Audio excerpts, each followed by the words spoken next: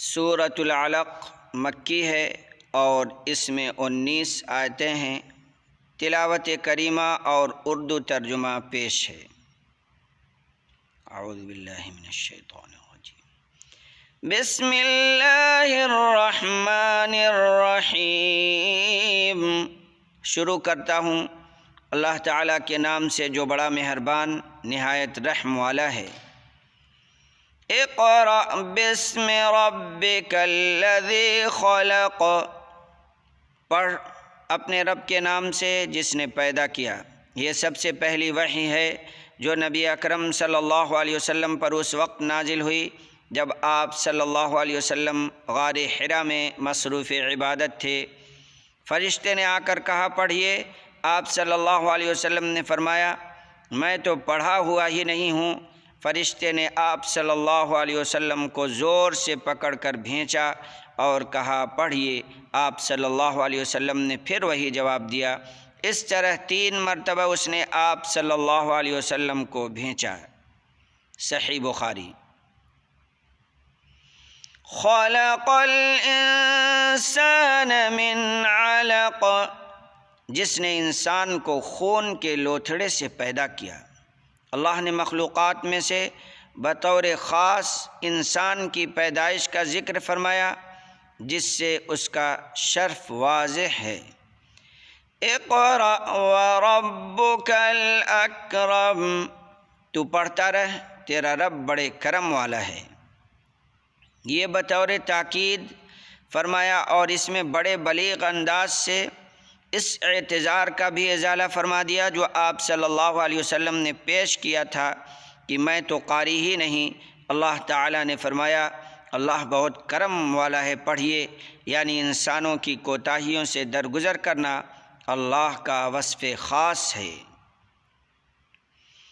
الذی علم بالقلم، جس نے قلم کے ذریعے علم سکھایا۔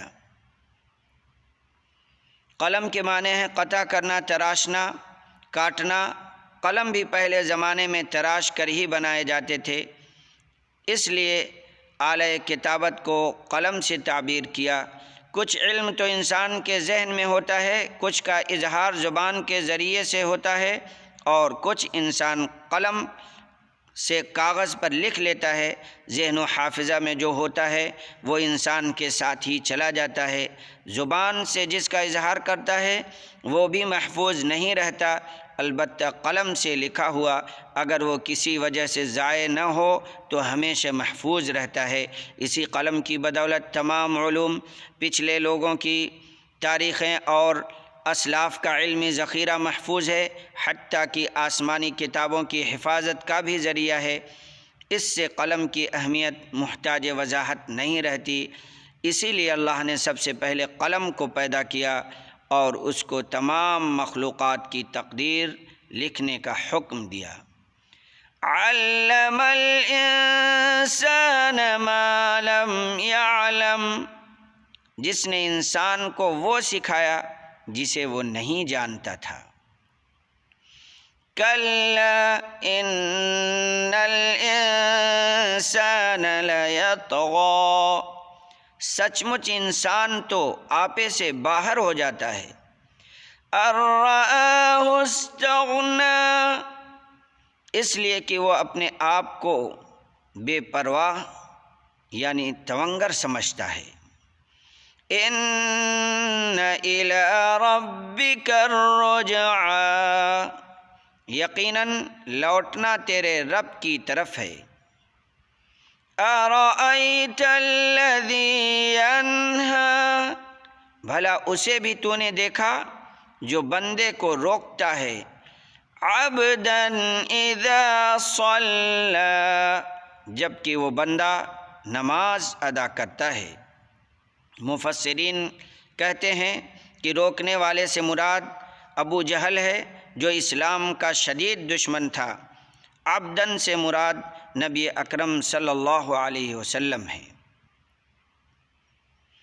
ارأیت ان کان علی الہدی، بھلا بتا تو اگر وہ ہدایت پر ہو یعنی جس کو یہ نماز پڑھنے سے روک رہا ہے وہ ہدایت پر ہو، او امر بالتقوی، یا پرہیزگاری کا حکم دیتا ہو، یعنی اخلاص، توحید اور عمل صالح کی تعلیم جس سے جہنم کی آگ سے انسان بچ سکتا ہے، تو کیا یہ چیز یعنی نماز پڑھنا اور تقوی کی تعلیم دینا ایسی ہیں کہ ان کی مخالفت کی جائے اور اس پر ان کو دھمکیاں دی جائیں؟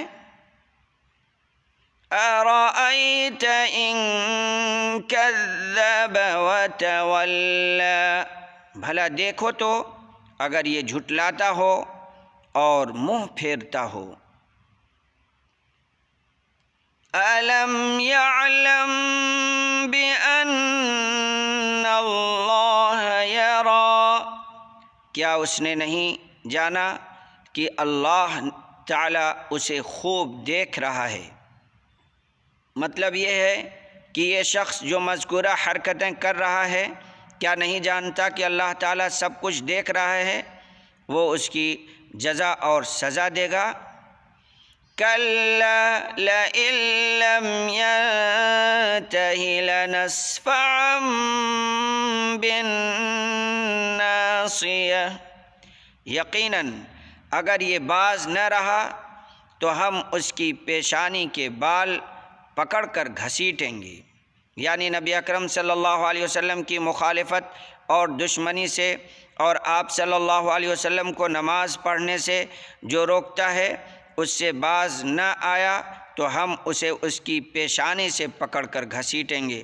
حدیث میں آتا ہے ابو جہل نے کہا تھا کہ اگر محمد صلی اللہ علیہ وسلم کعبے کے پاس نماز پڑھنے سے باز نہ آئے تو میں ان کی گردن پر پاؤں رکھ دوں گا، یعنی اسے روندا گا اور یوں ذلیل کروں گا۔ نبی اکرم صلی اللہ علیہ وسلم کو یہ بات پہنچی تو آپ صلی اللہ علیہ وسلم نے فرمایا اگر وہ ایسا کرتا تو فرشتے اسے پکڑ لیتے۔ صحیح بخاری۔ ناصیۃ کاذبۃ خاطئہ، ایسی پیشانی جو جھوٹی خطا کار ہے۔ فَلْيَدْعُ نَادِيَهُ، یہ اپنی مجلس والوں کو بلا لے۔ سَنَدْعُ الزَّبَانِيَةَ، ہم بھی دوزخ کے پیادوں کو بلا لیں گے۔ یعنی حدیث میں آتا ہے کہ نبی صلی اللہ علیہ وسلم خانہ کعبہ کے پاس نماز پڑھ رہے تھے، ابو جہل گزرا تو کہا اے محمد صلی اللہ علیہ وسلم، میں نے تجھے نماز پڑھنے سے منع نہیں کیا تھا، اور آپ صلی اللہ علیہ وسلم سے سخت دھمکی آمیز باتیں کی۔ آپ صلی اللہ علیہ وسلم نے کڑا جواب دیا تو کہنے لگا اے محمد صلی اللہ علیہ وسلم، تو مجھے کس چیز سے ڈراتا ہے؟ اللہ کی قسم اس وادی میں سب سے زیادہ میرے حمایتی اور مجلس والے ہیں جس پر یہ آیت نازل ہوئی۔ حضرت ابن عباس رضی اللہ عنہما فرماتے ہیں اگر وہ اپنے حمایتیوں کو بلاتا تو اسی وقت ملائکہ عذاب اسے پکڑ لیتے۔ ترمذی۔ كَلَّا لَا تُطِعْهُ وَاسْجُدْ وَاقْتَرِب، خبردار اس کا کہنا ہرگز نہ ماننا اور سجدہ کر اور قریب ہو جا۔